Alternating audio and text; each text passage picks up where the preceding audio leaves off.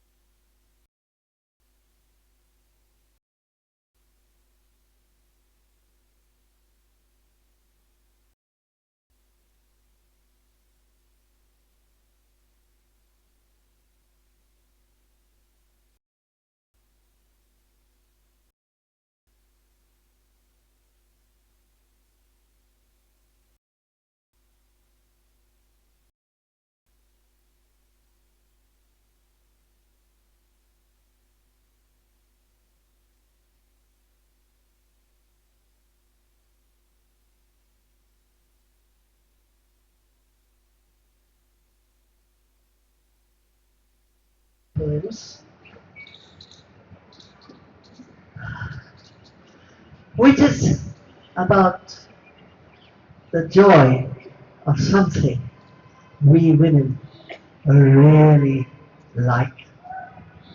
And it's called metaphorical dolphins. To be free, slipping through reality, leaping like a rainbow, a million light-filled drops showering diamonds from the sky, joined in high embrace, suspended there between water and air, incandescent, bright, curving silver, back into the sea, feeling cool, caressing water, flowing by, always flowing, liquid, smooth, synchronous, bliss of unison, gliding, floating, rolling, loving, becoming joy.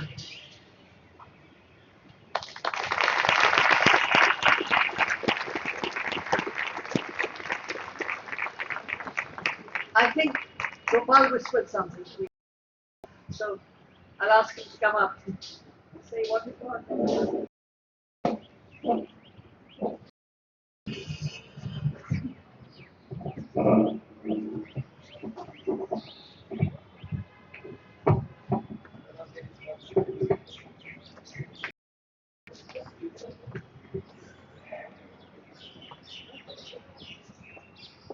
I don't need to read from a piece of paper.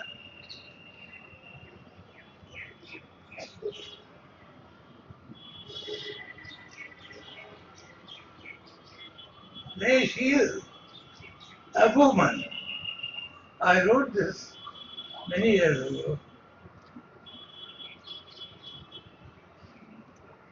And when my hair was very dark, And I remember I used to cross the railway line and go to my little room rented from a railway employee on near Bengali market. And the crows used to swoop down on my head, trying, wondering if I had killed another crow and was carrying it on my head. So I was always sort of, then I took to taking a stick to ward them off. Now, I'm all silver. I don't think, I don't feel that I am almost, not at all. I'm just the same till you me.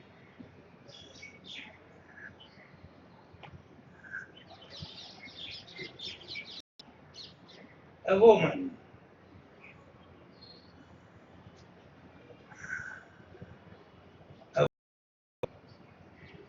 is not made. She happens. Like the rainbow.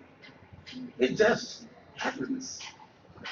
She is the wind chased cloud, evening, rain time and rain end. But the rainbow just happens. And between the tips of the arms, I am strung like the string on a bow, or better, the singing string on a lute. Pluck me, woman, and see how I sing. This I strung string, this I strung string. Now, I want to tell you something else also. I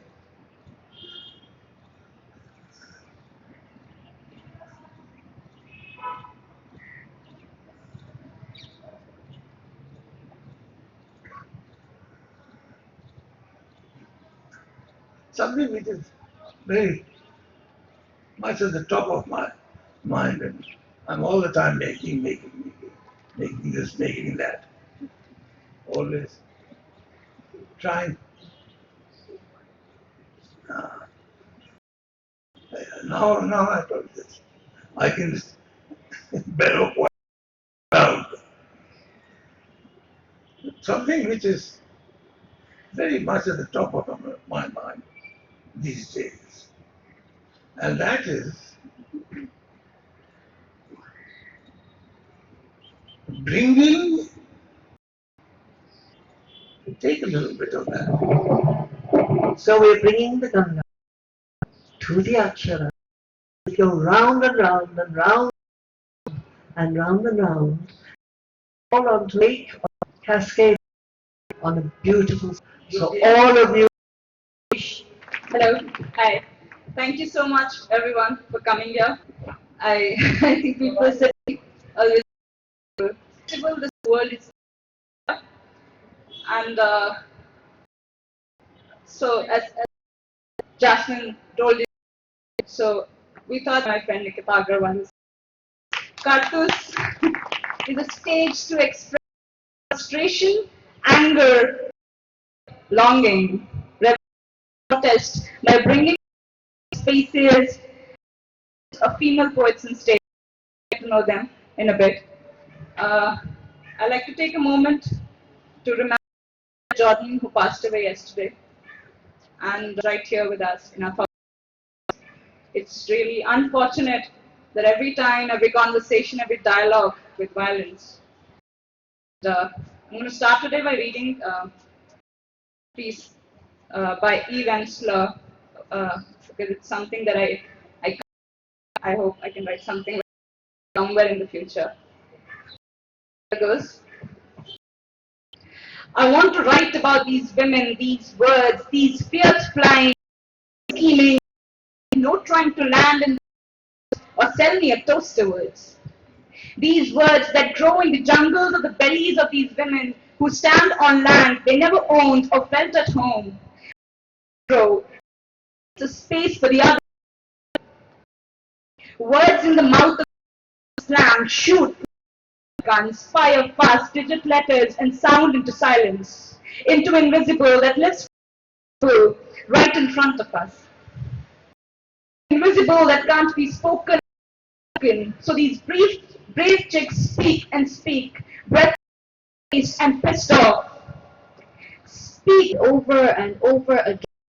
Gods watch lustfully became a tapestry of a 5 sons lost at back dice. Just plain luck. Seeing having sex is acceptable. It's uttered as an example. Is if a whore missing, just as the temperamental storm, my wrath is equated to I am remembered for all. Because you forget goddess or the wrath, I am what you refuse. A woman. But a woman is not a her. And you want to know what happened to me, to here and the diaspora. I, you as you are part of me, just lands apart, standing on different ends, divided by a sea. Hello, hi, namaste, namaskar. On most days, I'm a spoken word poet to tell you stories. And so today, I have decided the story of Draupadi. It begins with dharma, karma, whatever. In my past life, I was born to be a queen. So single, I was destined to be a man. Qualities, he had to be skilled, handsome, and knowledgeable. Shiva laughed. No one man could have all 5. So he promised me. Now, I'm not saying this is unnecessary. Lessons of action, without purpose or direction, so I waited. He did. It was a competition of disappointment. From the east, from the south, and from the west made a beeline for my hand, but my heart was set on another Karna love. He was cast aside who had by Arjuna, who took his mother Kunti and shouted, "One in the archery did not have the decency to step out of the kitchen." And so she shouted, "Whatever it is, share it with your brothers." And that is how I became the present of Pandavas.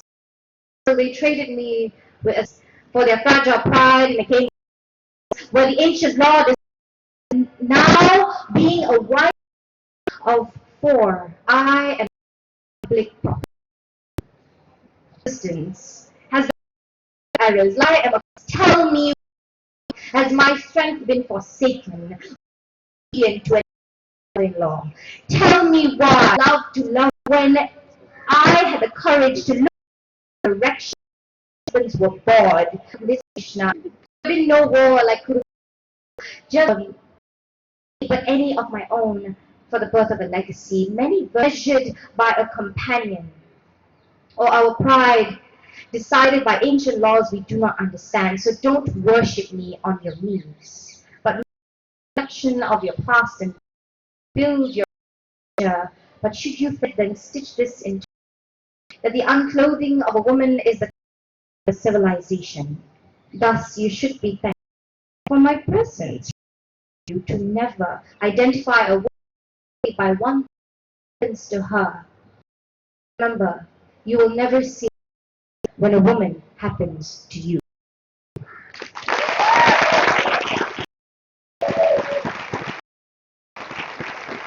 Hello, Nidal.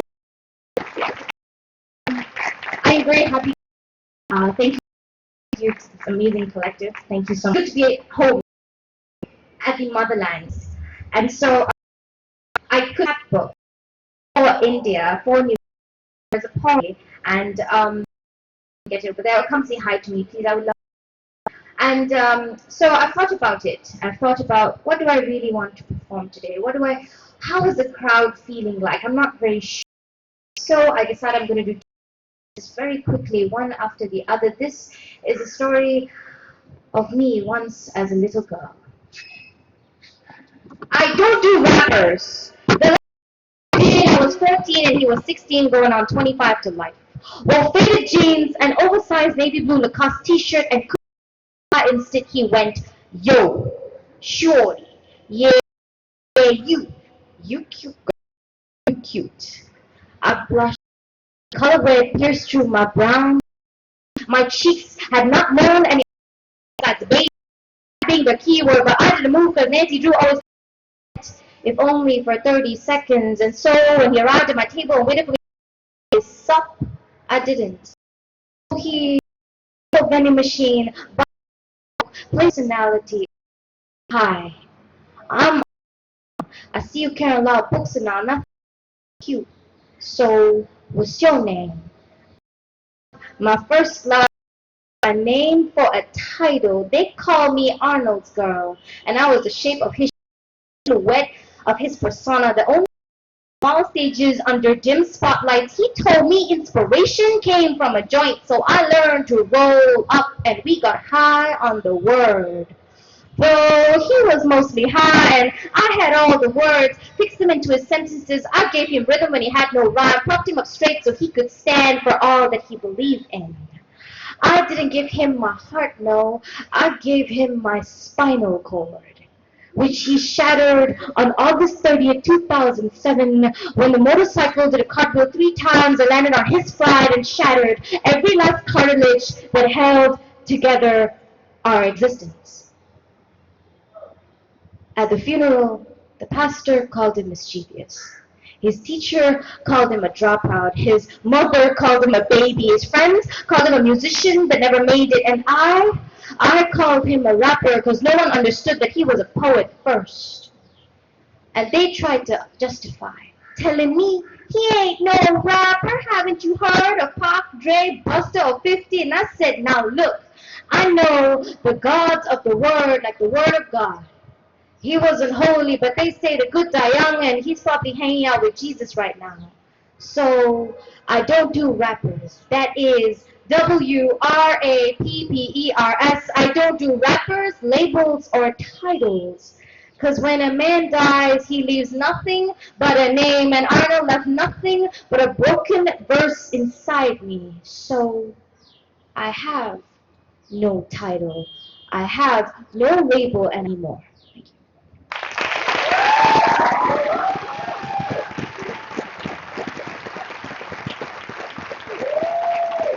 I'm just going to quickly do one last one before they change me out. Is that okay? Okay? Yeah, it's okay? Okay. You guys are amazing. Okay.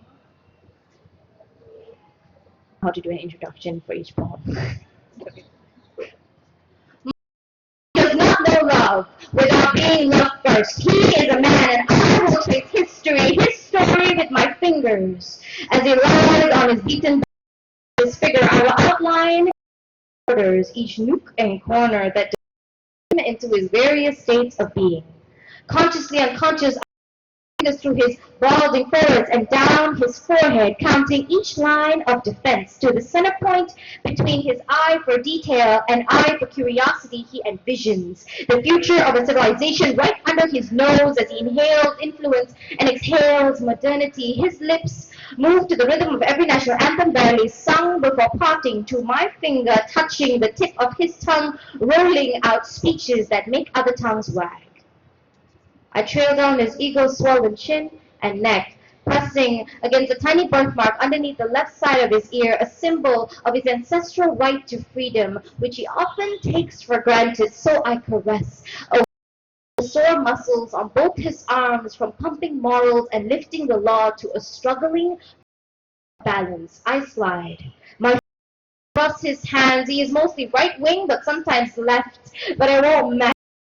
Fingers intertwined, we will linking the empty space voids between barren lands is interlocked with goodwill relations. With friends, a handshake, and foes, a pat on the back, keeping them both close while remaining will circle his scars that marks each battle he has won and lost through the ages, scraped knees from when he crawled, bruised shins from his every fall, and the boyish risks he took to fracture an economy, and the bullying that shaped his firm legs for greater strides forward, though he always takes 2 footsteps back. He is startled as my fingers cross his unmentionables, arousing his ambition, which erects skyscrapers and nuclear facilities in the name of progress. I rest my fingers on his chest, slowly unraveling the flag that has clothed his masculinity for far too long. He roars, wanting more than before, so we start a revolution from our bed by tugging at the sheets, screaming declarations, shouting contestations. He protests harder and harder and harder till we finally come to a compromise. He trembles and we smile. Though we know it's a temporary win-win situation, we will hug and try over and over in anticipation, hoping we never get it 7 times. And like every man, my country is a woman, needs a woman. Sometimes on top and sometimes, but always by his side, and together we will make love. Thank you.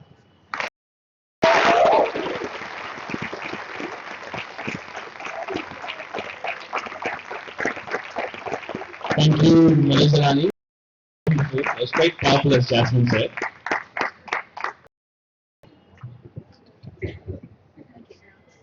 So the next performer for the evening is Ira. But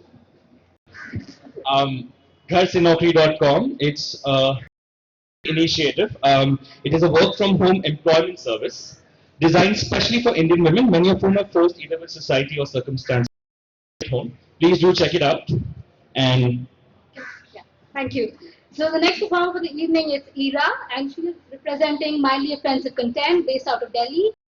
She has been rediscovering her affairs with Meena Kandasamy and Bukowski.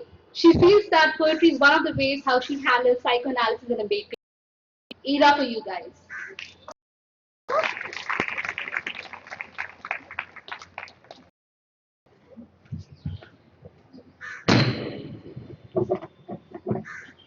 Hi guys, how are you doing? Okay, that's gonna be a tough act to follow. That was really good. I was in second. Okay, so the first poem I'm gonna do, a couple ago, ABVP came up with this. There was this article about how girls and boys shouldn't live together, and how if a girl is a Muslim and then she the Hindu boy into a lot of class. So I was really angry and I thought something about that, but then the poem became something else. It became about the person I was living with. So it's called Living with a Boy. I live with a boy. He's square like red brick from ruined walls melting into the jaded floor. When his fingers kiss piano keys like flowers meeting in hidden corners, I stand outside his locked door waiting to come and go. Sometimes though, I like him better when he's away. The house sleeps calmer, silent, as though my words get unsaid. Sometimes loneliness feels more at home. We often lie together beneath imagined starlight, trying to fall asleep on an imbalanced mattress not meant for two. Dreaming comes easy these sleepy times, huddled close to his weightless smile. I live with a boy, he's soft and light. I've seen him cry, face puckered and dry. He likes to be loved and kissed, but not for goodbyes. There he silently leaves. We often don't meet, hiding behind our locked doors, trying to sleep alone. I really like that he can be happy on his own. Not so rarely when we fight, we touch each other where it hurts the most, reopening old wounds. He knows all my buried with all my lies and knowing even though I really want to kill him then, I still love him despite, but knowing never helps. So we fight till we stop because I can't not laugh at his stupid angry face. I lived with this boy. The first time he cooked me dinner, we ate in burning candlelight and drank wine. Then I promptly threw up so much, he thought I was trying really hard to make a point. So we decided it was too dangerous, this promising eternity, only loving each other till we die. Over the years, I've known him, I've fallen in love, cried over so many other girls and boys while he's been here, laughing at me, lifting me up high to show me that letting go isn't the end. So I hold him a little less tighter, fall asleep a little calmer next to him on an imbalanced mattress not meant for two, knowing full well him means letting him go. I live with the boy. Sometimes I forget I live with the boy because sometimes he does everything that boys aren't meant to do. I like him. He's not like other boys. Thank you.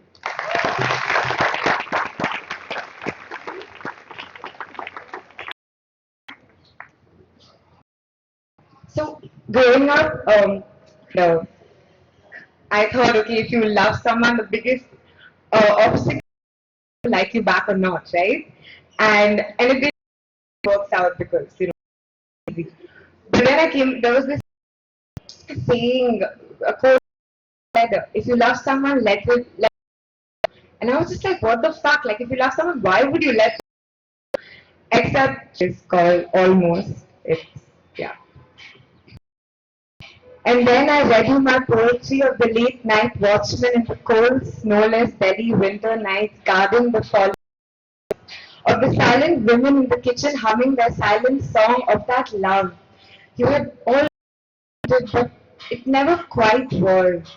You to my deep breath, my tumbling words in your open arms, them around, melting them, chocolate, tasting them in my mouth, our lips, never quite, always, almost, so that I could taste your lingering, your food, you said. You're like an unexpected stop sign that pause and wonder and think, so that I knew you had heard it. Two heads built on the puzzle, crumbling into each other, pretending to be asleep in that bursting silence where your nervous beating heart betrayed you. Yet I couldn't tell her until it was too late. Seen you penetrate vanity, already knew all the things that I say. Stories were finished and reread, and I couldn't fall asleep. I asked my brother to make me can be interrupt the end in the beginning. I've been the ship that sunk in the heart I could set sail. If I could, I would have kissed you that night. It was lonely, sweet and eternal. The thing is, we have all our messed up from yesterday. Thank you.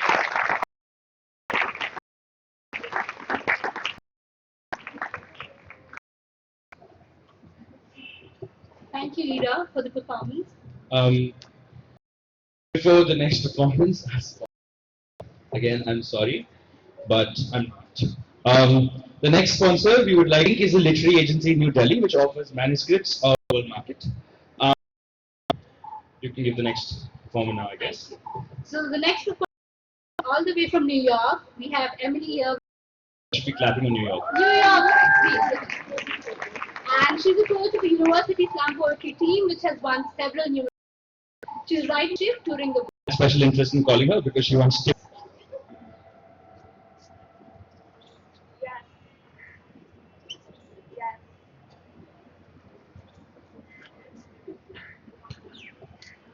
Yes, it was the junior prom. And yes, a little bit drunk. And yes, it was my very first time, but baby, you've been knocked couch. A pull-out couch. Or like magic. That on when I saw you from you replied, I said, baby, you're gonna have to. I am fluent in French. Sure. So you said. I said, yes, they are real. Watch of that futon. Then you went so hard, which looked more like you me because you were a couch. But you opened a mattress on display. Became background lights in the basement. The light coming from the laundry. The smell of those tiny mice shitting in the corner. The rotting stained with a McDonald's, so you couldn't even do the flip up with a abra. Then I started to notice all that shit stuffed under you. Those pennies stuck up your crack like no there in years. Dirty sock and baseball with a cat, circus and toenail clipping. You didn't even have a toe. I said, did you stop it staying? You said, jealous of that futon. You said, you don't speak the same. You are. I said, should have known it wouldn't work out.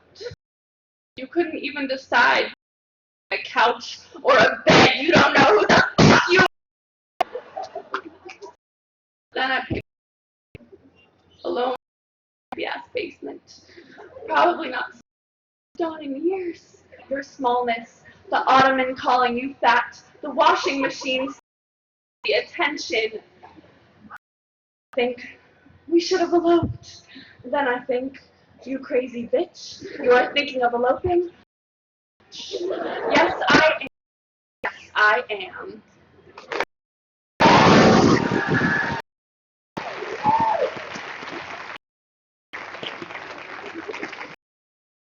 Thank you so much. My name is Emily. It's so to be here at this wonderful event. Thank you to everyone who was a part of organizing it. It's great to be performing along so badass, amazing women from all over. And I'm listening to the poetry tonight as well. And I'm especially excited. 3 of my this year fellowship to travel all over and perform and teach and explore the poetry communities in different countries. So that's what brings me right now, just for this amazing event. So here, next poem is for women in my life and in particular Zara Rager.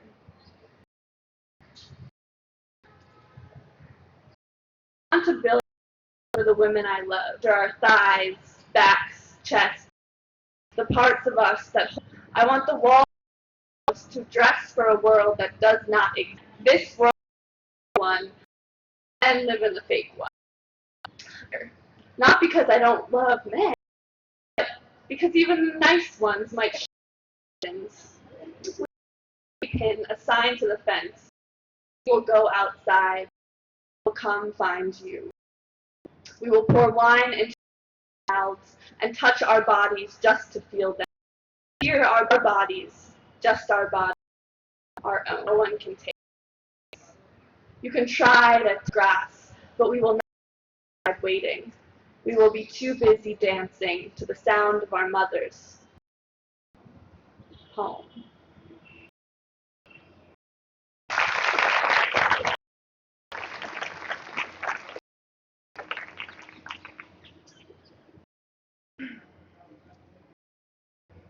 There it was. Our school's anonymous online confession board. First post on the homepage, the letters. Smith, huge fucking slut. Now, back before the days of internet response, you could punch this human in the but the disguise of a computer haunting. Had my dorm already seen it, or was it English class? Became an army defending my name by replying to the post, which only made the insults continue. I checked, and there it was again and again until my friend Lyle had an idea. She would force the post down the page by starting tons of others. She would do writing on the approval or disapproval activity, which said anonymous poster about.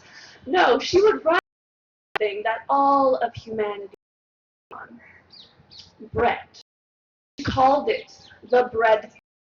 The first post begins.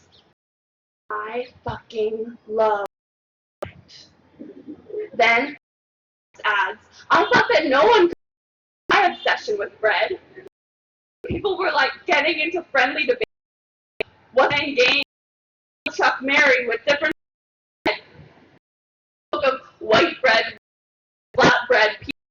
Others chimed in on corn, bread, tortilla, forum full of anonymous bullying words became full of anonymity and loving words, and so now bread's bread for teaching me. If someone ever calls you, just call her. But the truth, the greatest in people who say things. Sliced bread will not slice them, but at least something in their anonymous face. Freshman year, and I could not sleep. A faceless being got in my face, and I thought, is this what everyone thinks? Poster. My body is a line on an anonymous board. My body is store-bought sourdough bread, and as for your slut-shaming, I will have plain naan. Even if you were gluten-free, I would never call you a. My body is no one else's bagel. My hips are croissants. My breasts are my ciabatta. My heart is my vagina is my waffle. My body is a feast of crepe and cracker and crouton and crumpet, of baguette and freshly cooked buns. Just like my bread, I will take myself. I want it. Some days I want a sweet muffin, other nights more pretzel, but you should not be my preferences in bread. My body is not your ingredient. My body wants to shut the door to the kitchen. But a part of me wants to stick it in the toaster, flatten you cake. They say that man does not let alone. You need a bit of kindness too. Anonymous dinner roll. I'm sorry that I don't know who you are, even though what you did was really crummy. I want to give you a new name. I want to unanonymous to my sexy pizza party. Bake a baguette, butter and kind words, break bread, and eat the slut shame.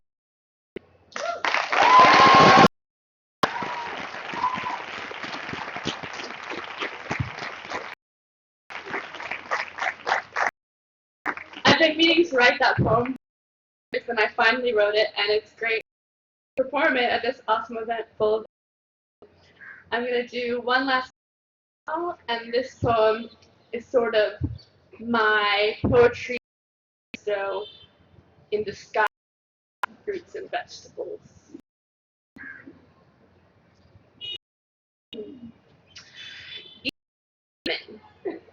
Lemons are sour, and you love them.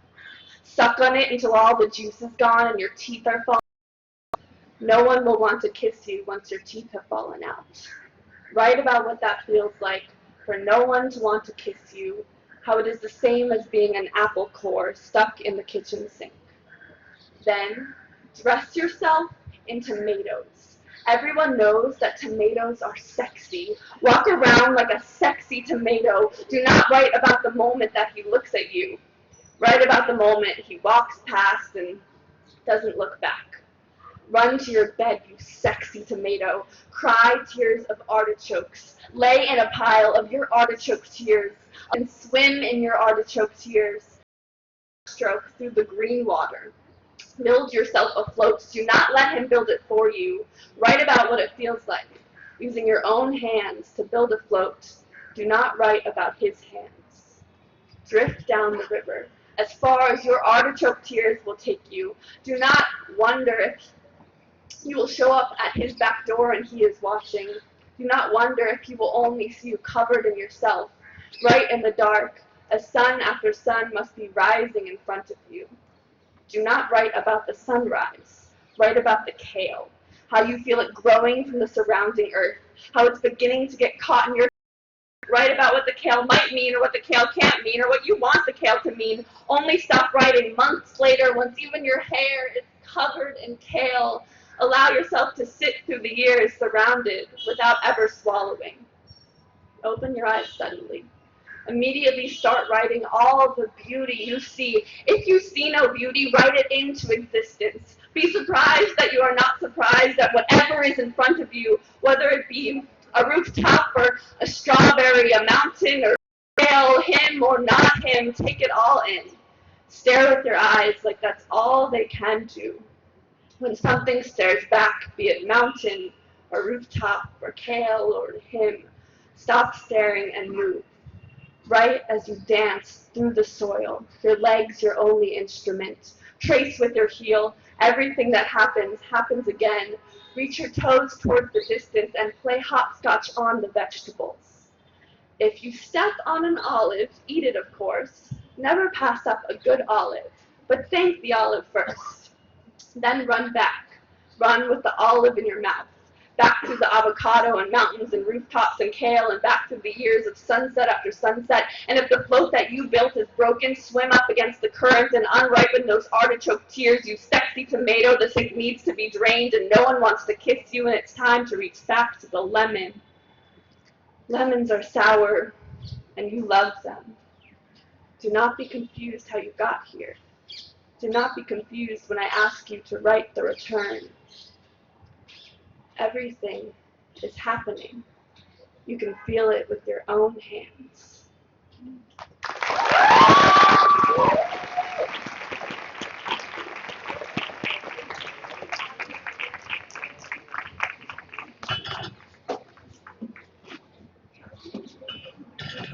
That was really an aha performance for a lot of us here. No wonder she got the fellowship, huh? I mean, Aditi has a long way to go. Zostel is again one of our sponsors, as you already know. That's what I'm doing. It's an amazing place. Already 8 hostels have been opened across the country. More are opening up. It's a traveler's lounge, lodge, hotel, hostel, whatever you want to call it. It's a beautiful place. It's a hospitality partner. That's where all the poets are staying. So please check it out. Our next performer for this day is Andrela. She's a spoken word. She's a doctoral student of cinema by choice, and she thinks poetry is golden brown. Yeah, that's the word, yeah. So Andrela for you guys.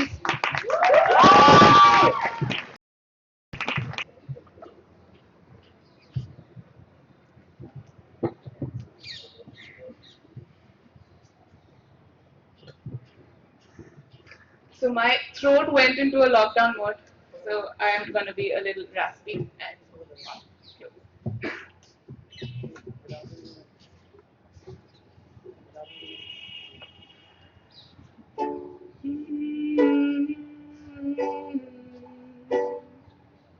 No woman will drive. Dear women drivers, aye, every time I find myself behind you, I know my trip will take 3 times as long.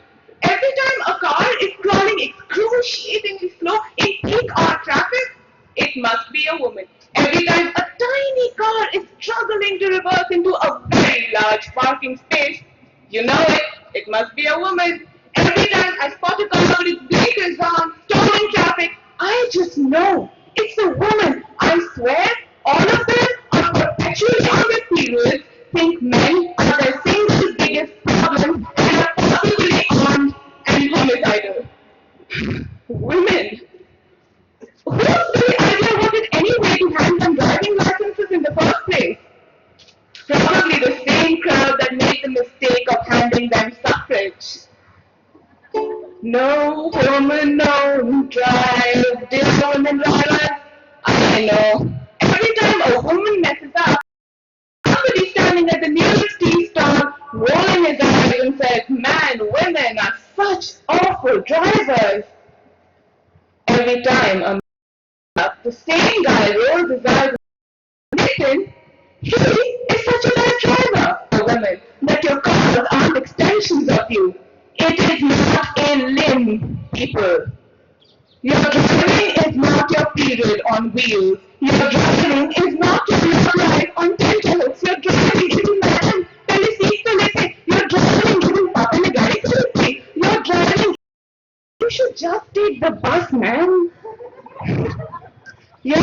driving over for because you home late at night. Your driving is you quaking in your seat because that car behind you with 4 boys in it has been following you for the last 10 kilometers.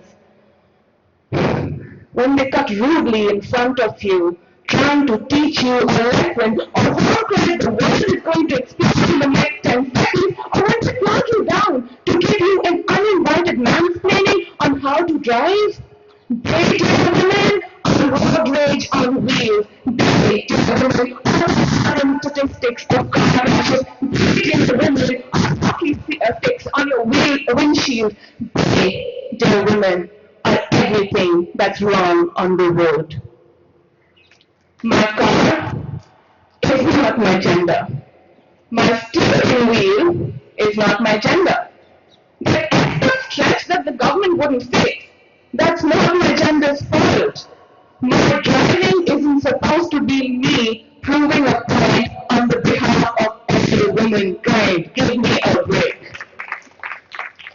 I hear you, dear woman. When you exasperatedly declare that I'll just take the bus, but honestly, I think you have it backwards.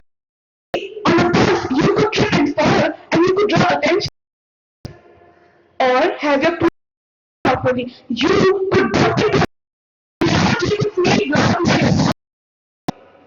whereas in a car, the only thing people would see head for a moment as you drive. So, dear woman, count your blessings that you share this wonderful holy asphalt with men.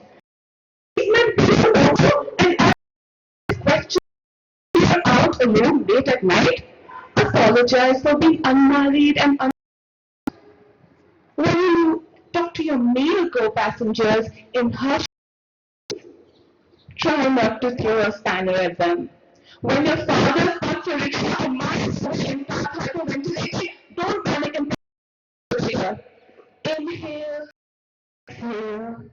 When your doctor gently rests or clutches your hand in an attempt to save you from crashing into that wall, don't go up in flames. Just close your eyes and imagine touches of a sweet flower as you drive off into everything's gonna be alright. Everything's gonna be alright. Thank you.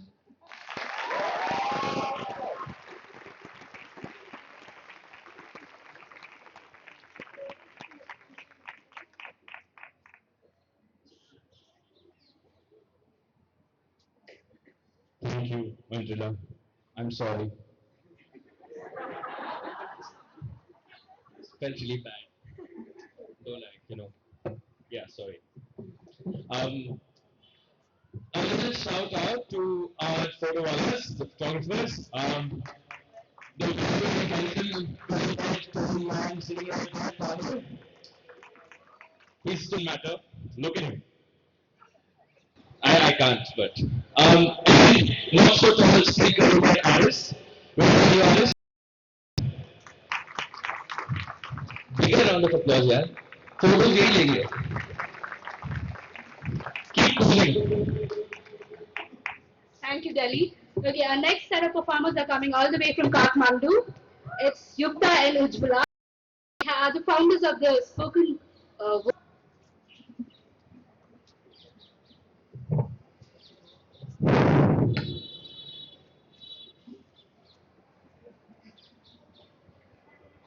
I was a lost soul to begin with, floating in the space, wandering the vast lanes. I was trying to find my place. Amen. And as we built our house together, I adorned it with forever and ever. I imprisoned myself to light just to wake up so. You were hammering the walls beyond all repair. It hurt to look, it hurt to hear the fallen pieces, the shattered, broken hopes and fears down. So why blew up the house? With both of us inside, both of us inside, and while you to tell about it, died. But oh, there's a but my sweet honey Love was blinding delusions you bred. In me that was blinding the thoughts in my head. That you left, the tales that were told. Had I you bereft, then stunned you behold I rise. From dead grey ashes I rise. No haunting, no taunting, your guilt does that part. I smile at you, daunting the core of your heart. Have seen through your veils the one that belies. Go to your heels, you're free to I rise. To break free lies I rise. Very dead grey I rise. Thank you. Hi, I'm Arjun. I'm with my partner in poetry, Yukta. I started off with a poem that I started doing poetry with, and it's been 4 years, and it's crazy. We've been traveling here in India, in sharing so many amazing talents. I'm so freaking happy. Thank you, Delhi. Thank you, everyone. So I'm gonna do another poem. This one I wrote recently in Holi after I went to an amazing punk rock concert.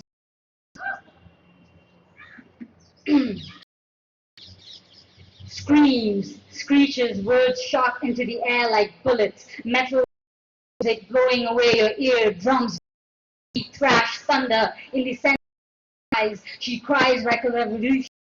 Joins together, they sing, they move of skin and bones, they're one rhythm. Happiness, you say, is a pursuit here in this punk rock riot. I rather it's ambushed me, I'm surrounded. There are young girls here, 13-year-olds, headbanging, their long black hair like wild creatures whip and lash my face. It's me. I smell the sun and silk in their hair. The brave warriors landing into this war zone of crazy mosh pit with nothing but the confidence of ruling queens. When you get pushed and shoved, you get back up. You get pushed and shoved, you get back up. You get thrown to the floor, you don't give a fuck. You just get back up.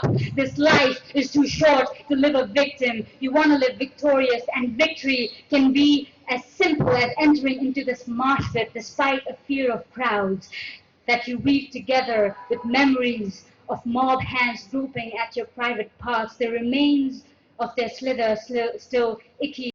Here I am, and here you are. Tonight, we're not cowering or covering. We're smash night. Tonight, we're victorious. Tomorrow, we'll probably leave the return will require full body as I imagine you smile at your pain, saying, oh, that was fun. Did you see the adults? The two grown men and formed a circle. Are they about to play? Yes! By the chaos, giggles, gurgles, and loud laughter. This hot, damp air whooshing through their hot, damp hair. Look out, a speeding merry-go-round of merry people. You guys will probably end up with bruises too. But as they heal, turn into patches that look like pieces of salty, tangy titora glued to your skin. I wonder if you will still wonder if they taste like it too. If you will lick it to verify.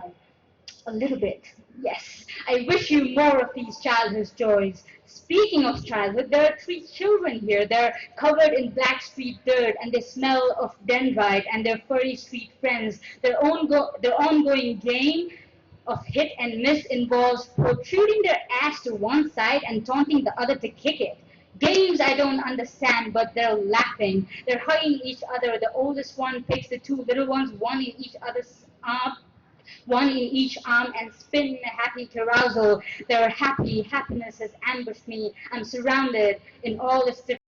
Outside these walls, away from is a bigger one, a messier one, with screams, screeches, cries, beat, beat, beat, thrash, thunderstorms, war zones, bullet blowing away, so much push and shove. But for now, this loudness has blissfully clogged up my ears, blocking everything out. In this fleeting moment, happiness has ambushed me. I'm surrounded by music, ecstasy, oneness, punk odes to feminism and fearless girls. I'm happy, I'm ecstatic, and I'm screaming this loud riot. Right here is my catharsis. So that was a happy place in Holi, and I was high and happy sometimes go together, sometimes, or most of the times. Okay, another poem I'm going to do really quick. This is something I wrote for Slut Walk that happened in Kathmandu. This one is called Fighting Monsters.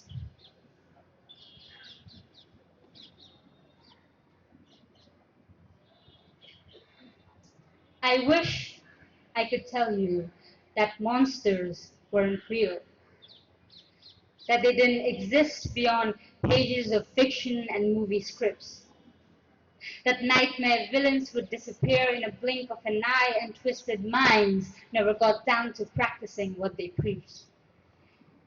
I wish I could tell you that walking the dark alleys were as safe as hugging your favorite teddy bear, that there's nothing to fear, no lurking shadow behind you, no claws that could grab you, pull you under, tear you up, and drag you down to your phantoms of the deep, dark holes. I wish I could tell you all of this was unreal. But every day I hear, see, and read about the victims. The cut flesh, broken bones, violated bodies, raped souls, and the extremes of horrors that sick minds put them through. Stuff about mutilated clits, tits, and all those that make my nerve endings split and would like to take a sledgehammer and every bit and balls of manhood into pulp. But I cannot become a monster too.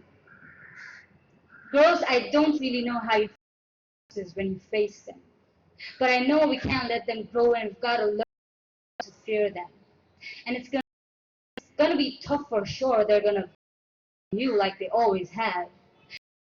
All they'll say that your skirt was too transparent for their innocent eyes. So all they'll say that you're a tempting 5-year-old or a feeble seductive hole between your thighs. All they'll say, but you know it's not. It never was. So you drop in shame that feeling in the first place. You can't let your soul die down in suppression. You've got to, and of course they're not gonna like your words that come out. You'll probably wonder what is a lady like patience and purity that let them call it folksy, slut or rundy, but back down. So the next time they undress you, jeer and shout when the pervs in the bus home street were when the monsters out. Know that the knights in shining armors are real too, and inside you, and you've got all this to bring this to an end, put a stop, and it starts with your voice.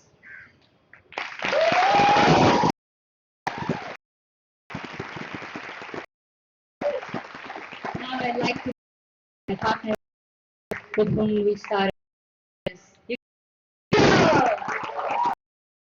Hello everyone.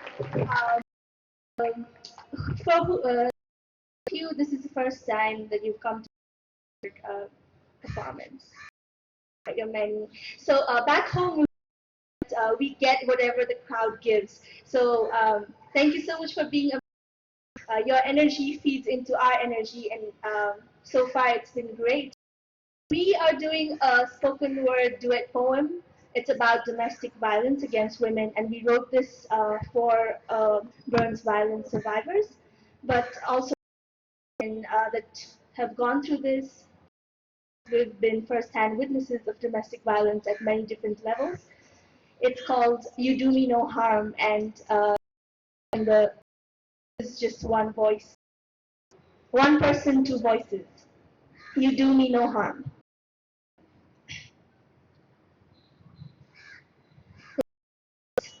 You came home to me, said, "Baby, where?" With your words, I said, in place of no healing, but with your beat and whip and stick in places so sore,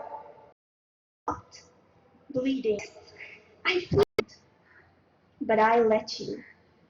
So used to your foul mouth, I broke down when you kissed me, but I let you.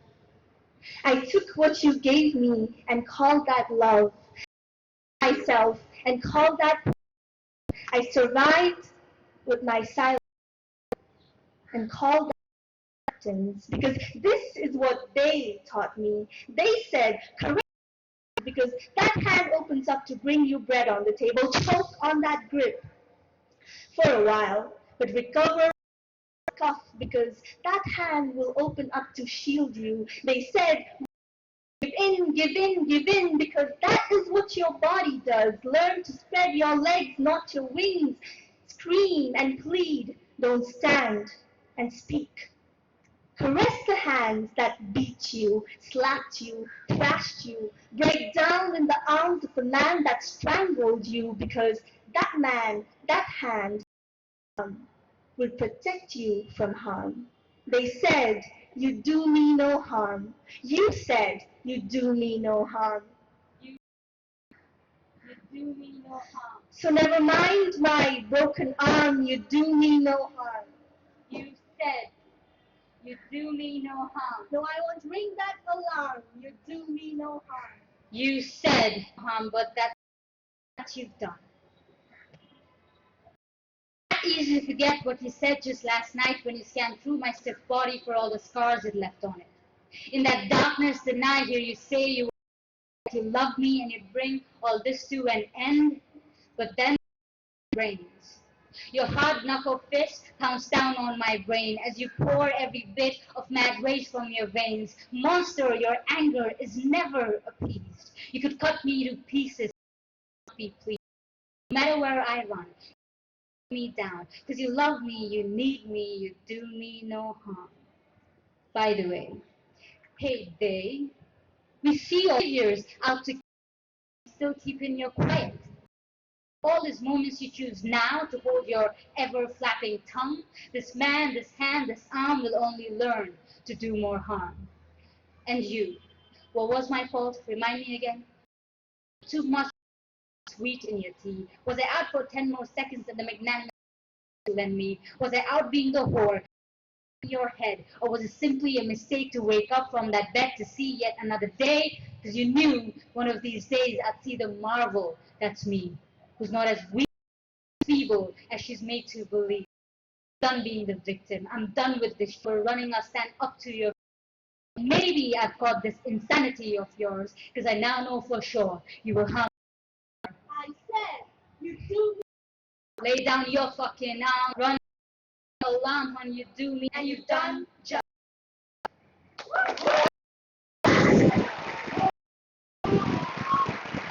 Thank you so much. Tells me that my little brother is the most precious part of her heart, but that I am the one who will put the broken parts of her heart together.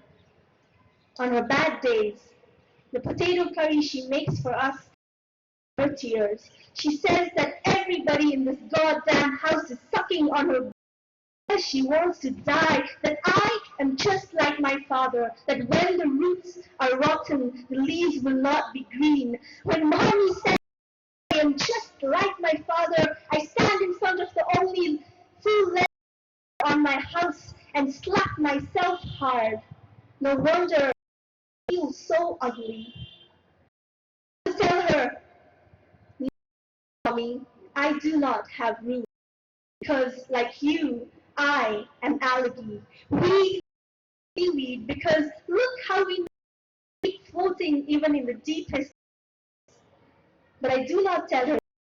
Then I wait a better day and catch her when I say, you know what, Mom? I saw Ma on the road the other day. She said that I look like you. Thank you.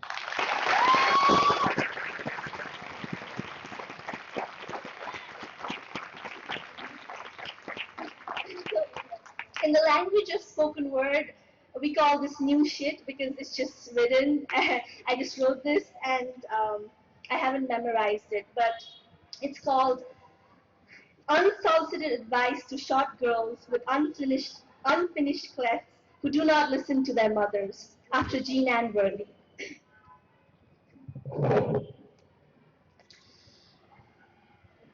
When your mother tells you that you are beautiful, believe her.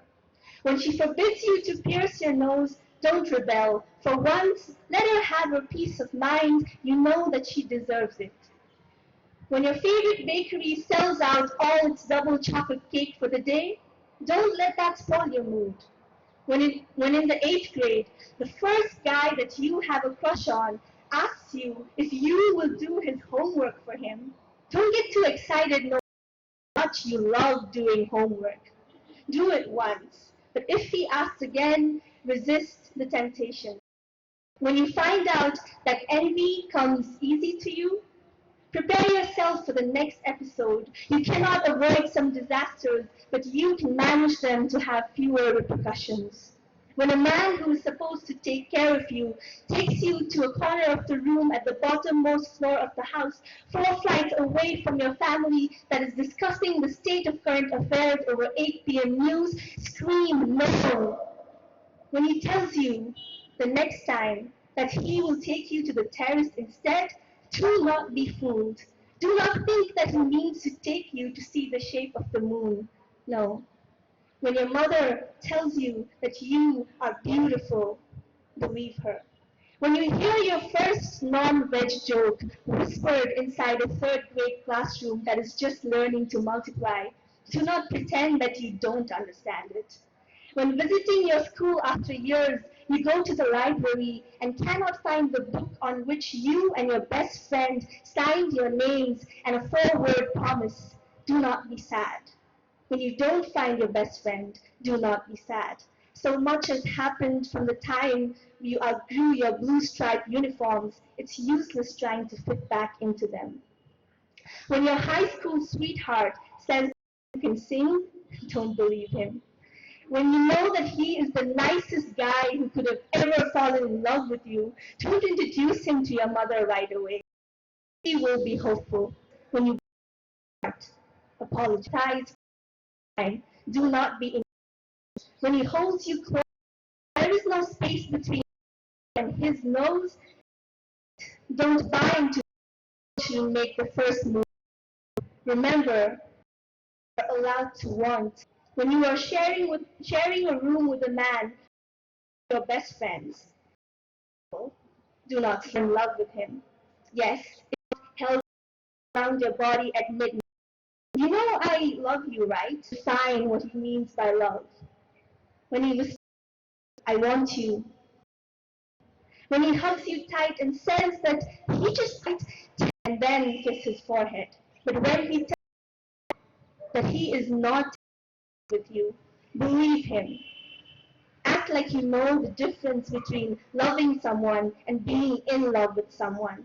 Don't write revenge poetry, let him breathe. Don't write self-hate poems, let yourself breathe. When your mother tells you that you are beautiful, believe her. When a man grabs your tiny hands and directs it towards his dick, don't be silently afraid. Scream. When your neighbors find out and tell your mother, and your mother asks if the man did things to you, don't be afraid. There is no need to try and prove that it wasn't your fault, although to your 5-year-old self, it felt otherwise. Remember, whether you are 5, 15, or 50, it never is your fault. Remember, even if others try to tell you it never is your fault. When your mother tells you that you are beautiful, believe her. When you can't sleep at night because the screams of your mother and father fighting aren't contained by the 4 cemented walls of your shaking house, don't tiptoe into the kitchen and hide all the knives. Instead, find your little brother and hold on tight to him. When a friend tells you that short girls need to be smart and funny to make up for their height, don't worry that you are neither of the two. When your mother tells you that you are beautiful, believe her. When you appear in front of your mother bald and she doesn't look into your eyes for months, don't think that she now thinks that you are ugly. She is just disappointed at how beautiful you still are, but at how the society she lives in will keep taunting her and telling her otherwise. When a man touches you and you do not like it, tell on him. But don't torture yourself if you feel no trauma, even when you can still clearly describe the color of the light inside the room, the brand of the incense that was burning, the feel of the rough stucco against your skin, the smell of his sweat on his denim jacket. Just because no one ever brings it up in your family that it never happened.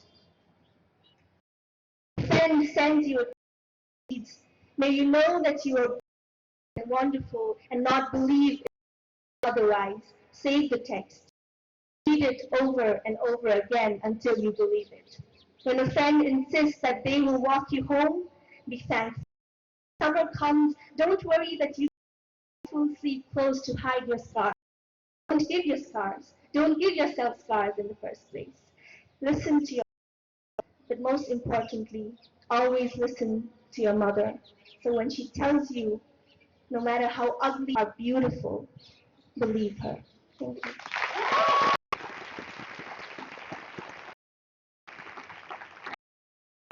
Yukta and Ujjwal's performance, and Yukta, I would really like to believe someday. I mean, really, that fellowship now, next. I mean, Aditi. Um, we have some wonderful kind of for you right there. We're going to be breaking for a break. Sorry. But home theory, it's amazing. Regional cuisine, seasonal regional cuisine, which is wonderful. Two items, but both of them are great in the way that they make all their foods. Do try that. We also have Ellie's Cakes and Bakes. They've given me amazing amounts of cupcakes, so I'm going to say better things about it. Wonderful food. Yummy, you should try it. She's looking at me, so again, very, very beautiful food. You should go eat it right away. Break for A 10-minute break now. Yeah. And we have a 15 minutes of the event, so we have 3 spots for an open mic. So if there are anyone who would like to share their writings, you can register yourself at the bookstore there. And we also have some chapbooks from some of our performers today, so we would really like you to go and check them out. Break. Thank you. Don't leave, okay? We're counting.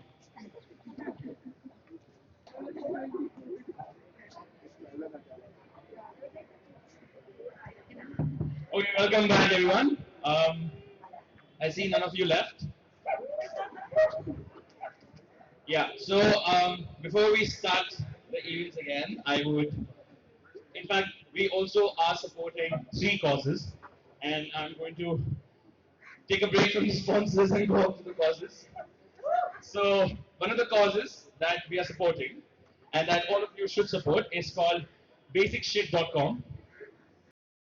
Basicshit.com is an amazing, amazing organization that's non-profit enterprise which is working for designing and installing toilets in public spaces across the city. Right now, they're focusing on toilets for women. Do check them out. Also, applause. Thanks. Thank Yeah. you. Complaints from people that me and Jasmine are enough. Just perspective, we've been asked not to be too funny Thank you. because we are so awesome that it's going to performances. This height difference was not intentional. At all. That was one joke, laugh, happy. Okay, next performance. Thank you, Aditya. Okay, next performer of the evening is Ragini. She's from Mildly Offensive Content and she hates introductions, but I still wanted to add for her, poetry is like scotch tape. Ragini for you guys.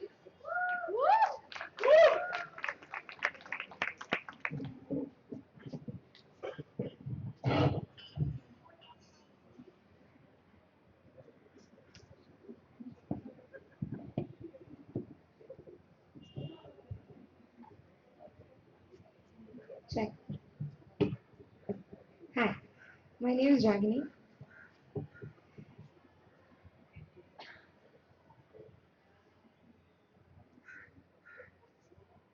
सैया मोरा रे हाय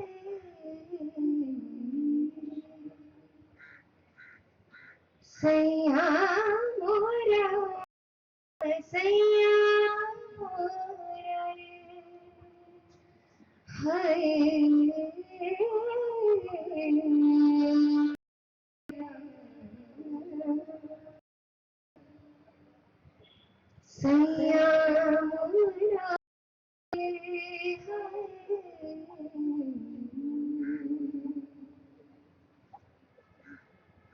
When I first met you, this is what you sang, and every time you would say the word high in the sky, like a whisper in an opera house, like a bubble of foam, waiting, waiting in that split second to not surrender just yet, waiting for my shadow to fall back on earth so that maybe I could find my way home from the sky.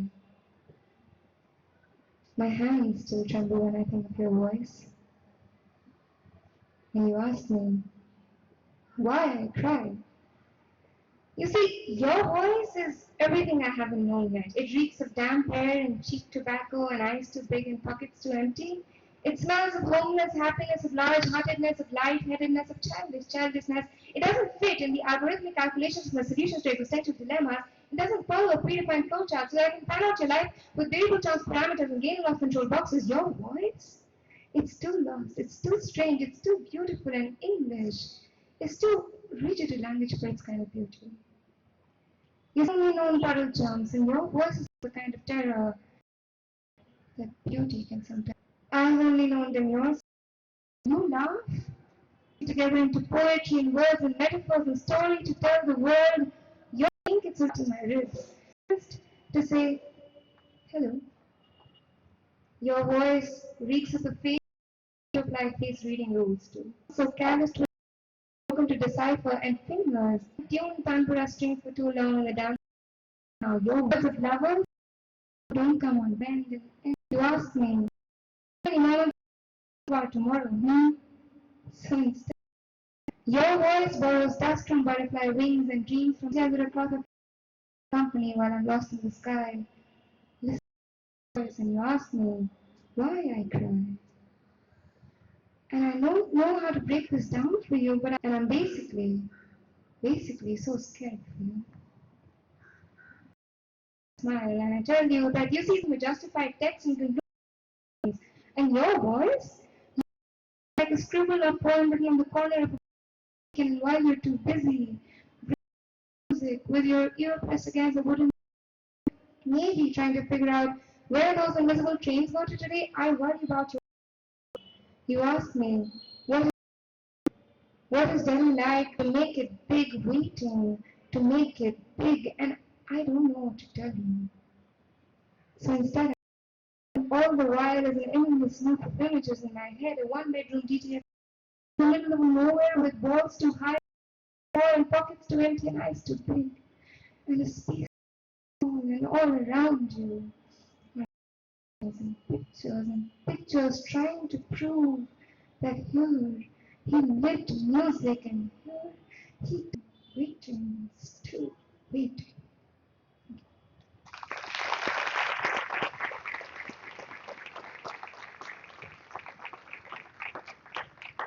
This is nudity. When the same word, different contexts of what seems to be the nudity.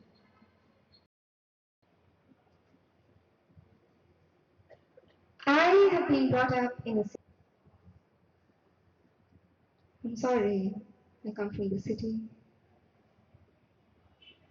In the city, reality is intellectual opinions from literature. In the city, you can hold and comment on the delicate, slender frailty of her tender form, treated with eyes, her neck, her breasts, and a line of down. No secrets in the city.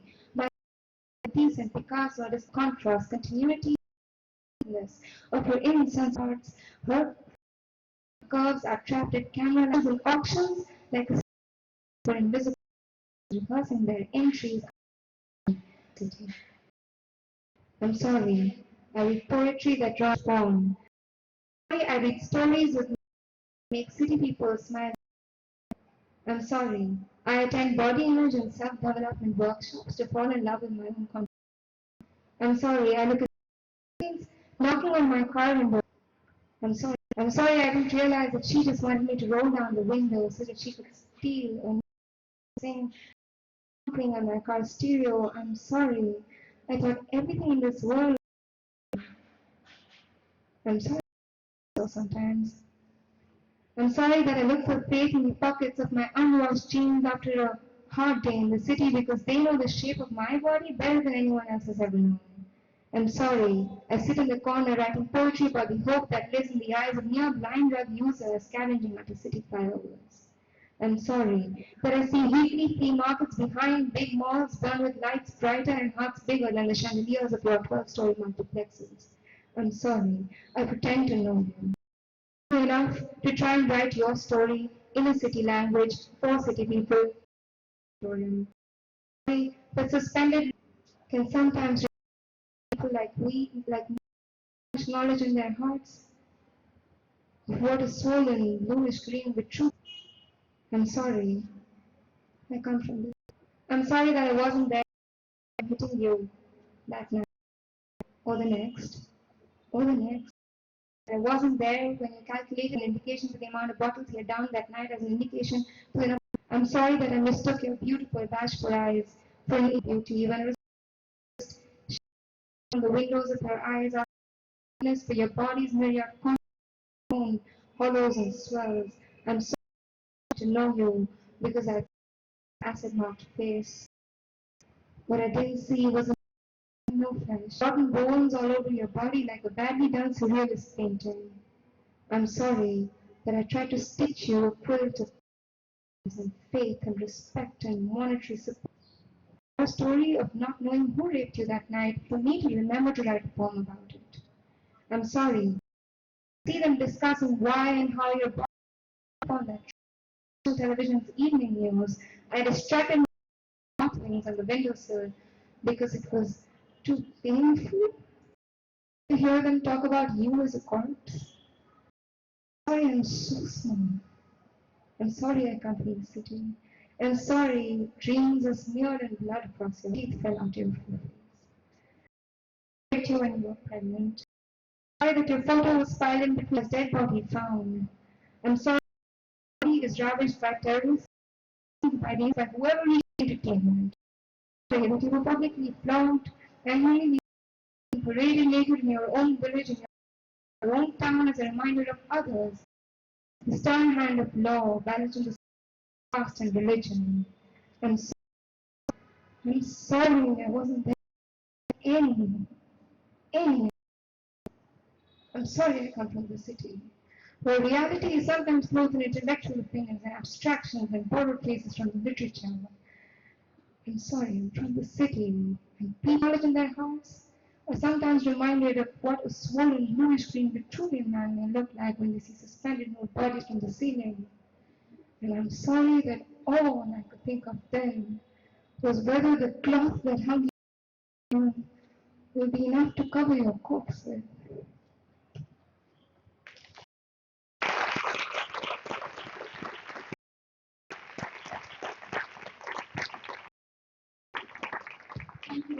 Next course.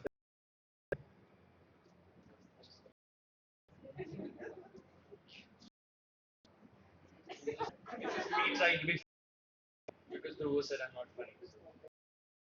Okay, let's just go with Love Doctor. The next cause is out of Delhi, and it's services where services where people's sexuality love doctor for you. And the performer. Our next performer is Rochelle, who started her journey from Melbourne and is currently based in where she holds full. She has published her work in 4 parts. Welcome, Rochelle.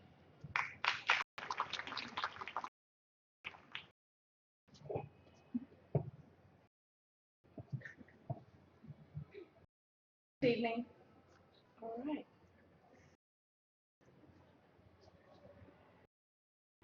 She said to me, "We totally," and I remembered India. Then when I left the country, I never realized that.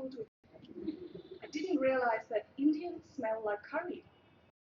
The average person or foreign having tried things. Such a phenomenal process of letting go in and learning. I don't believe that the only planet taking into National Geographic in recipe books. Now, experience India, you have to take that flight. 17 to ride. Your bags full of antibiotics and sprays and your every single. I have not yet fully experienced India. I come from Goa, the land of my lineage. I have spent many a lazy evening and most of my youth in language that I speak without a future on its people to pass. So I say to you, yes, the beer is water. Everything is a bar first and a restaurant is a but explosive.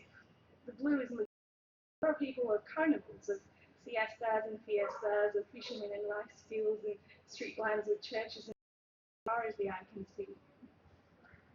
I also belong to Bombay, city of dreams, and of my birth, the Indian equivalent of New York City, the place that grew me up and amazed me, that continues to amaze me. I've hung from trains, not knowing whether I'd reach my destination, not caring that I was covered in sweat and grime. No, it's the thrill of being a common man in Bombay. You're exchanging life stories and misgivings with a virtual stranger about the uneducated, lesser mortals that govern our lives and our policies. I tell her about golas. They're like snow cones, but with flavors that would put Baskin Robbins to shame.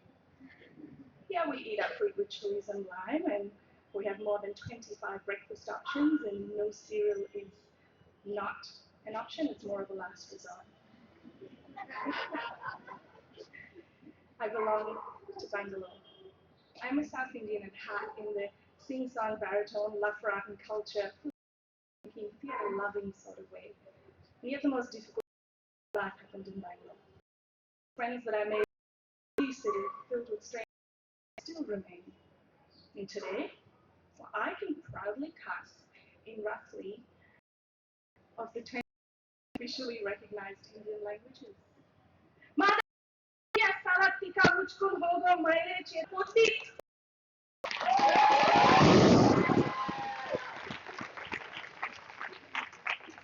When I left to chase rainbows and greener pastures, I found an old man in the shape of two cataract-ridden eyes that wouldn't stop smiling.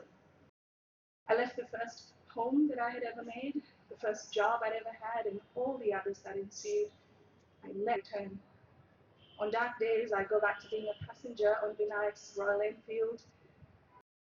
It drives me home after me as we turn that corner on the ring road.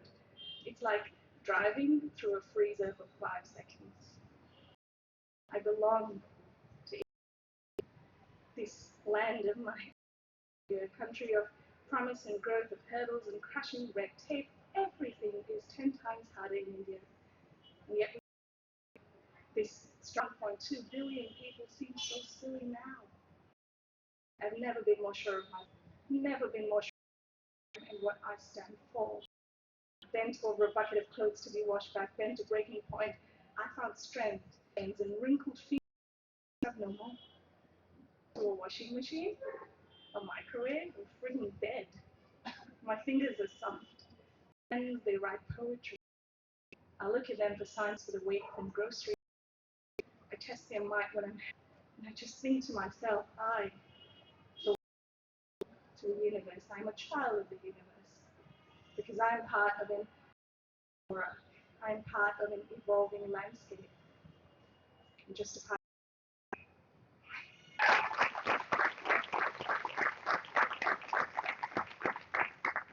So the next one is one of my favorites and one of the best poems I've ever performed. Bottle opening hands. If I had known that the last time I held you or kissed you would be the last time, I would have held you longer. Pressed against my memory, a 200-year-old sycamore trying to break free from the concrete pavements that line the streets of my mind.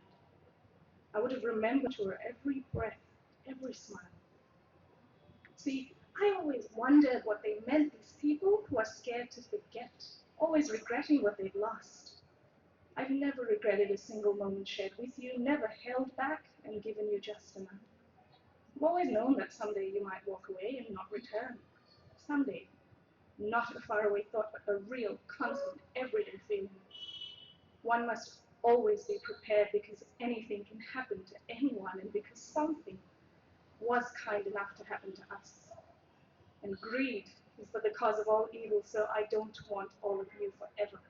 I want everything that you will willingly give me, until someday you won't. From the first moment I stole your breath using your exhales to fuel mine, I remember the way your skin felt against the jagged edge of my elbow, the way my toes seek you out amidst blankets, the way I am spent in your presence, the way you make me glow, like some extraterrestrial life form with a secret that mere mortals cannot comprehend. The way you make me want to sit back and observe instead of participate until we decide to crawl inside each other's heads again and wear each other's skin and sit still, barely touching, and call it comfortable, or even just fucking awesome.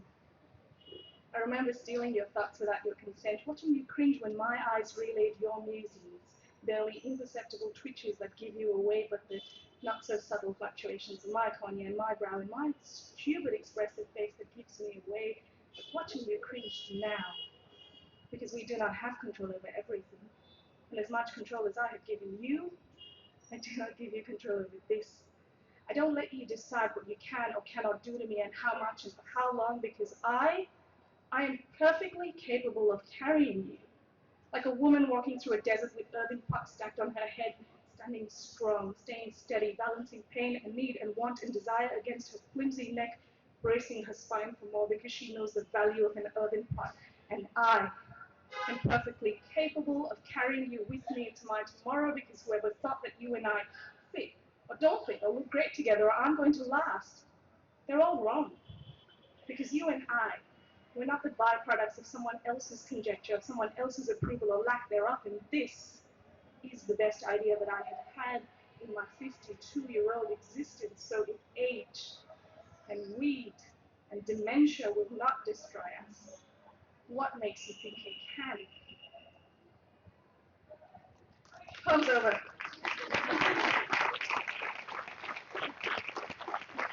Thank you for being such a patient and endearing audience. It's really good to be here.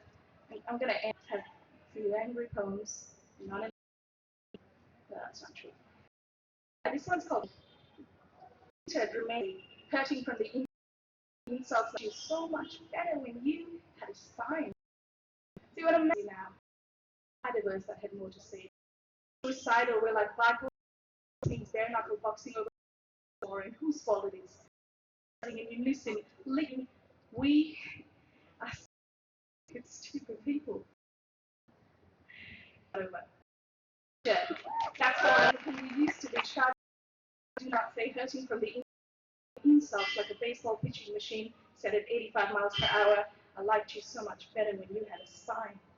When I'm you now, I have more to say. Suicidal, we're like bipolar Siamese twins, bare knuckle boxing over who listen, getting back into that ring, afraid to ball each other.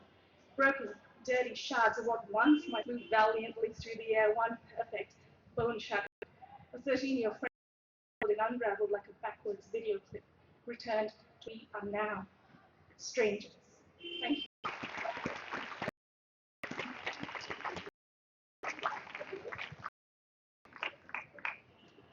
Thank you, Rochelle.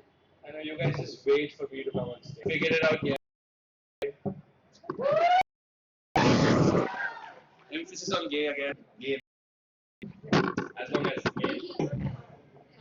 And, no, we can. Wait. One of another cause that we support, So in Futures, it's an initiative. It provides a platform for alternative employment. They have they provide products that the sex workers make, and they're sold. And The next performer for the male, Himil believes that poetry is therapeutic. He is a field member of the Bring Back the Poets. See that? And he's and just some eye candy for us straight allies. Email.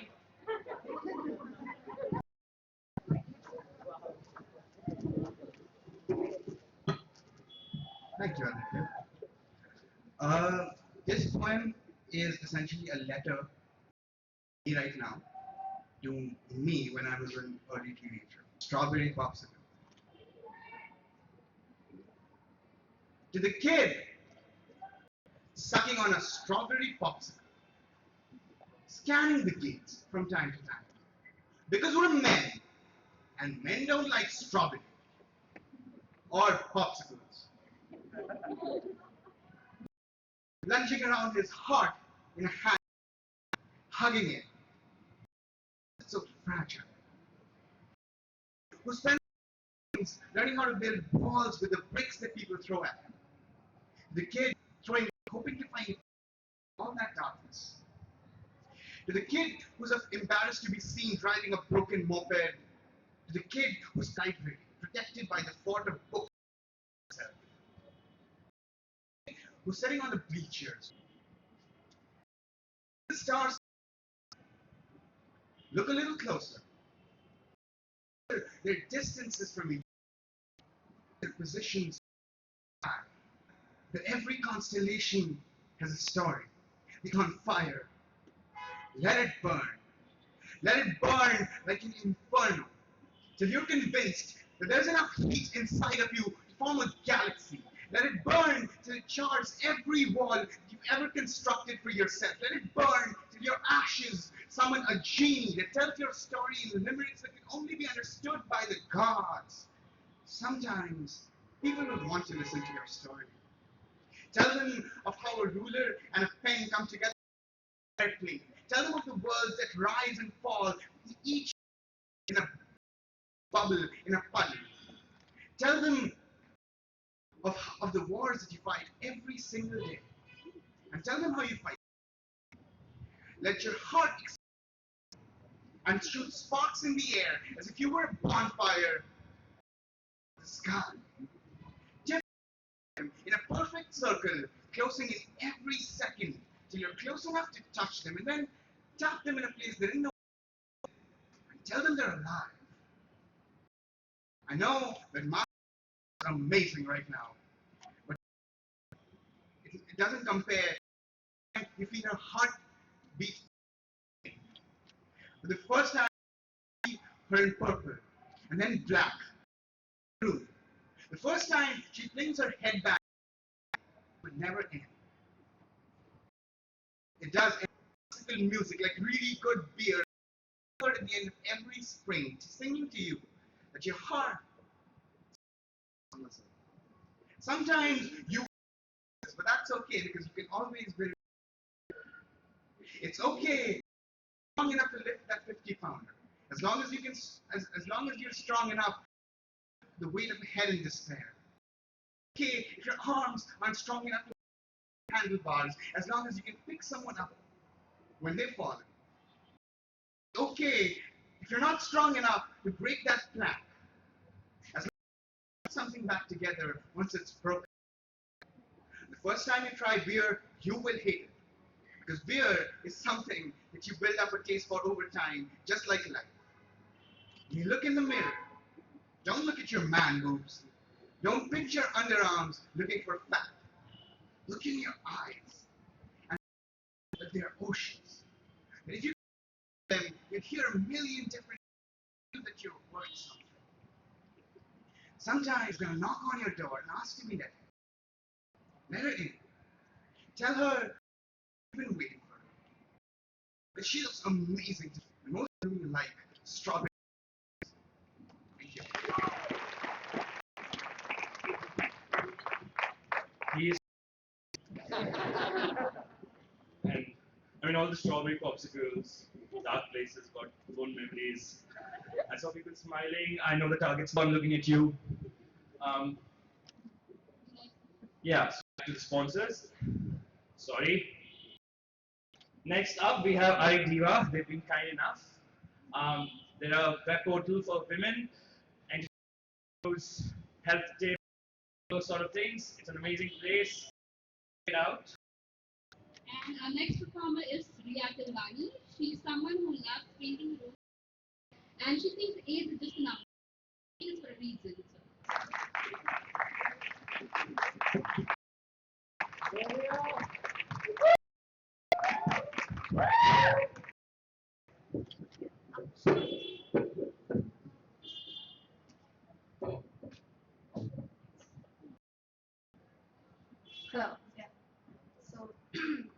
I am Ria, everybody, and my poem is titled I Could Not Believe I Had Found True Love.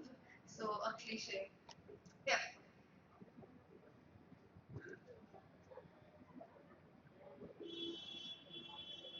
He would glare past my eyes for as long as it would take for the stars to fade away, for as long as it would take just to dry up, and I could not believe I had found true love. Perceptions, theories, all my dreams were starting to be as if someone has read all the pages from the secret diary hidden in the chambers of my heart, and I could not believe I had found true love. All my reluctance to run away in my dreams with a stranger, the blood flowed to believe love. I was armed with all my words. My hands were pushing my hands. Their wet fingers touched the waters and realized I was too deep inside. And I could not believe I had found true love. Above me, a monster waiting to grab me from the neck. But my ears could only listen to his words and find musical tunes of his heart. I had found it sounds tickling my stomach. That rose like when it came. And I believe I had found true love. Then it reached the levels of my heart, entangled it, and crushed it into grains of sand. Be the same again. He was just gently placing my hands into his, making me eternity, listening to my heartbeat with his tender fingertips. And I could not believe I had found true love. Now the waves were up so fierce, the water had reached my lips, and poison which tasted like salt. It was the sensation of the matching mind, my conscience, and I tasted galaxies on my feet. And I could not.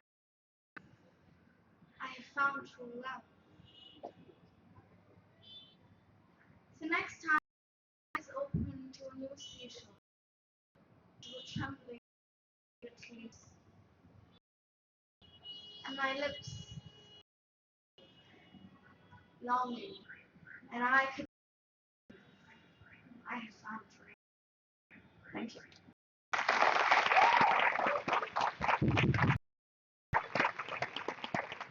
Thank you, Ria. She's having a board exams and she's traveling.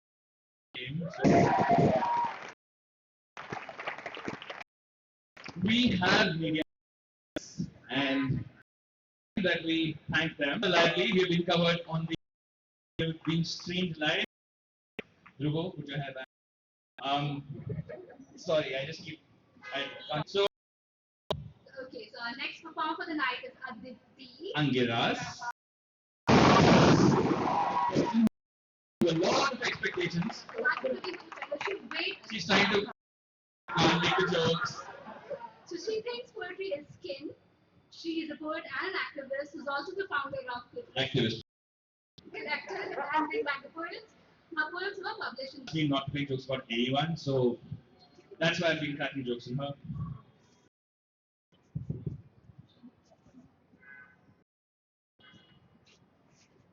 I have one with me. She's going to be on the ukulele.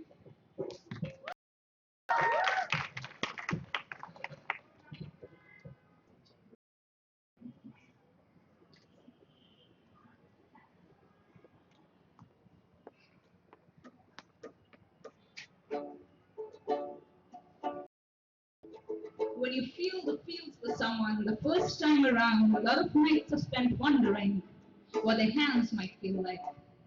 Would the first kiss tremble? Would the bodies dream alike? You open like landslides, lightning, rain, hurricane. What if there are seashores, shoulders, waiting for rider prints?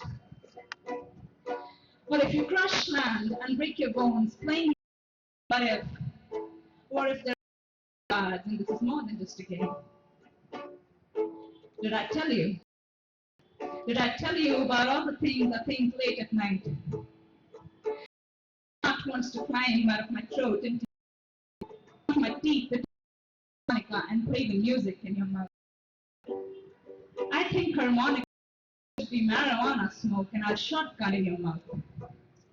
And get high, die so many times, I think your touch turns water into wine. I need a morning with you to think of all in the morning. Will we roll over, back front, and fall asleep? Or would we sharing cigarettes and speaking in tongue and smoke? Did I tell you things I think of in the morning? Sorry, I won't help you, and I'll keep you safe. Sorry, I won't help my. Don't look at me that way. Naked feet, ignorance you, please don't reply. Close my eyes to track your one fingertip at a time, to find new seasons and fuck these summer skies. Did I and stand next to you? All I wanna do is unbutton that button and touch that says moon in the moonlight. You're on the spoon bus and this right did I tell you that when I'm next to you, all I wanna do is you. Naked feet, restless, summer in skies, where do I go? Ask you, please go somewhere. You close my collarbone to find things and fuck these summers. Love is like falling, falling is like this.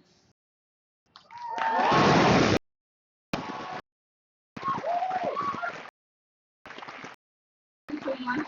We thought every desire, the kind of desire we talk about, is women desiring other women. For that. Thank you so much. Thank you. Fellowship, huh?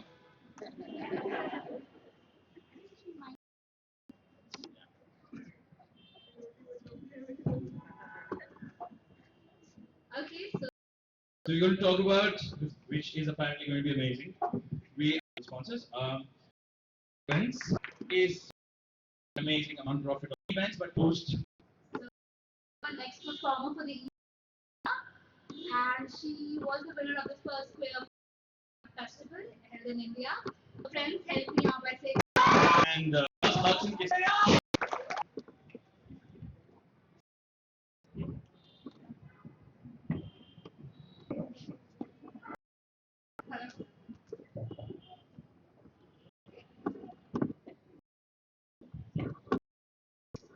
Hello. Sorry for my height. It took a bit long to settle my mic.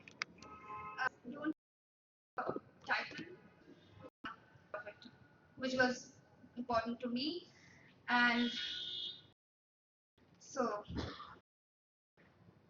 so my epic life. Never heard, never told. As cliche as you fell in love with me. It never gets better than this. It doesn't end love stories like this. They call me Surpanakha.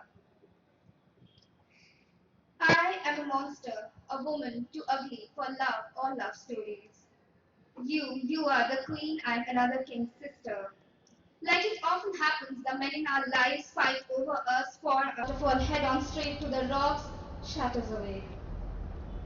One hour they pulled me away from you, my hair, mutilated my nose, my husband and atrocity, and left me to face my own. Quite literally, splattered blood on my face. I don't know why natural always ends with blood in the face. Even now, I spend my days with madness. Sita, you spend your days the same. Was there sadness in your ways? Want to brothers, your brothers, these men always fight battles you left. At you, sitting in my courtyard, just like to imagine we are together, at least, in some kind of a cage, just together in some us how epics forgot. I know what. Trust me. Trust the beast you loved and who loved. We are the paradox, the beauty and the beast. I don't know where you know the British, but I know wherever you are, whose queen you are out like we did, sneaking out like we did near the river. I honor ripped off my face out with all the royalty place, and we will out. You and me years ago in times when the world was different, in the times of God, we met in time. There was no time for love like this. Thank you. Thank you, dear. Dizzy. Next up, we. Now? Yes, slam poetry is my Coming all the way from Soli.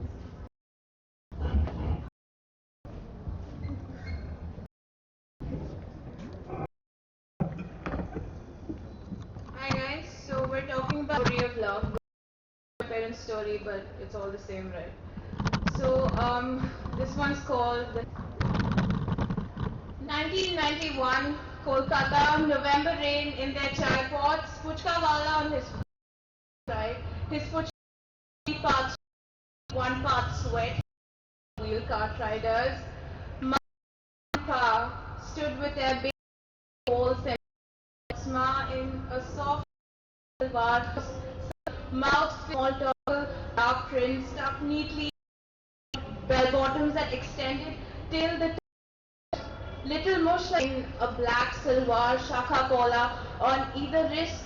Pa wasn't in India. India was a country. There were more of these stories or so. Her teacher misnamed. So Pa was in, I guess.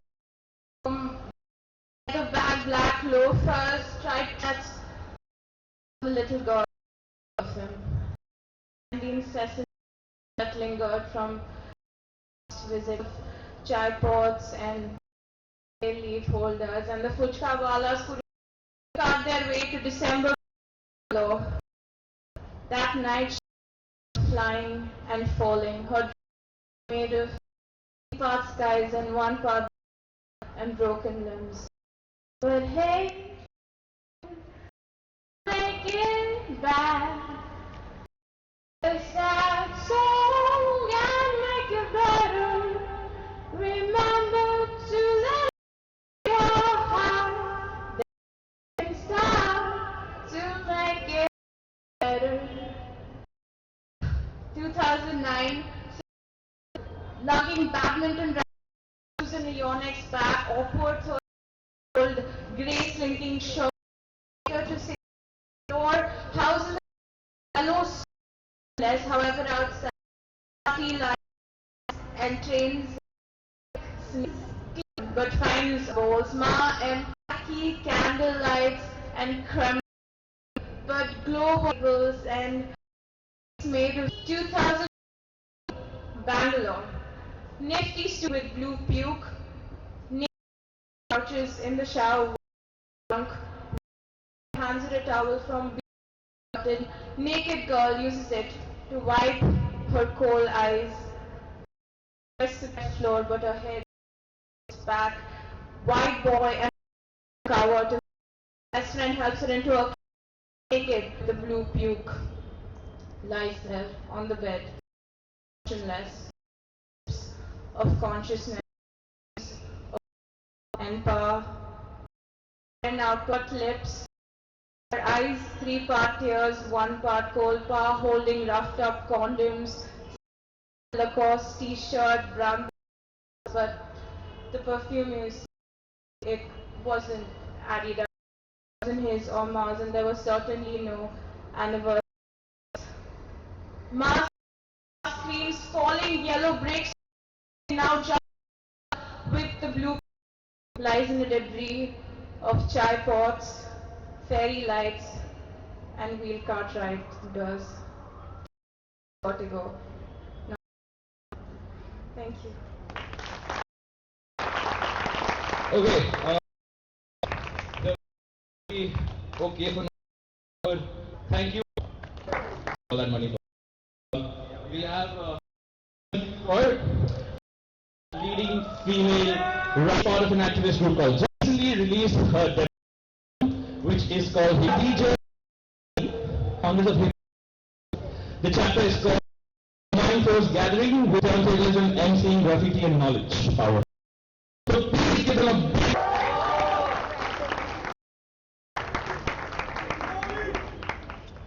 love, unity, justice, equality, truth, and positivity. Sure. And we call ourselves Mind Force Gathering. We spread all over. Please round of applause for Mummy Core. Alright, hands and the tools.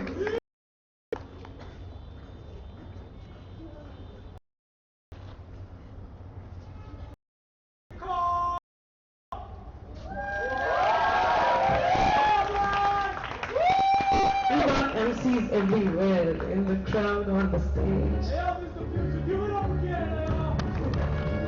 Chill the hell out, dude.